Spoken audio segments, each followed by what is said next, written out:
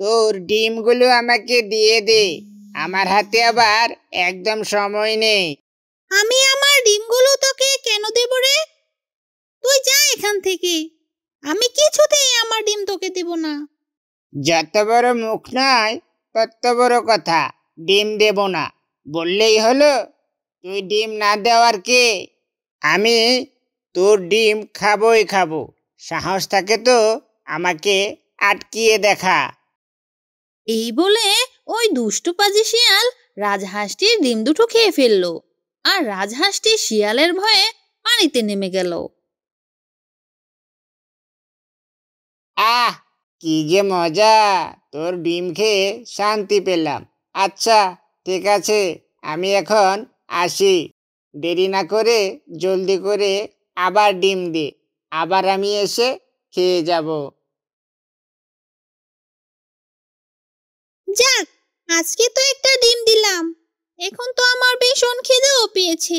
যাই, খাবারের খুঁজে যাই। কালকে তো আবার একটি ডিম দিতে হবে।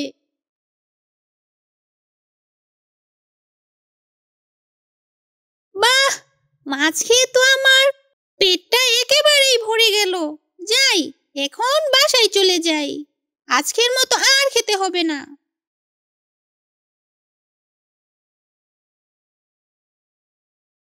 আরে, এই হাঁসটা এখানে এসে লুকিয়ে আছে, আর আমি পুরো জঙ্গল খুঁজে বেড়াই। হাঁসটি দেখি আবার দুটো ছানারও জন্ম দিয়েছে। সাথে দেখছি আবার একটি সাপের ছানাও আছে।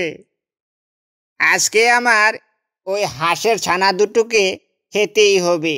ছানা দুটোকে ছাড়া যাবে না। এই বলে ওই দুষ্টু পাজি শিয়াল ঝোপের আড়াল থেকে বেরিয়ে এলো। এই ছোট্ট ছানারা, তোমরা এখন মরার জন্য প্রস্তুত হও। আমি এখন তোমাদের খাবো। এই দুষ্টু পাজি শিয়াল, তুই এখন আবার এসেছিস আমার ছানাদের খেতে? আমি তোর ভয়ে এই ঝোপের ভিতরে ডিম দিয়েছি, বাচ্চাও ফুটিয়েছি। আর তুই এই খবর কোথায় থেকে পেলি রে? আমি হলাম শিয়াল পণ্ডিত। আমার কাছ থেকে পালিয়ে বাঁচা এত সহজ নয়। তোরা যেখানেই থাকিস না কেন, আমি তোদেরকে খুঁজে বের করবই করব। এখন তোর ছানাদের মরার প্রস্তুতি নিতে বল। এই দুষ্টু পাজি শিয়াল, তুই আমার ছানাদের খাস নে। প্রয়োজনে তুই আমাকে খেয়ে ফেল। হা হা হা হা হা! আমি তোকে খাচ্ছি না, আমি তোর ছানাদেরকেই খাবো।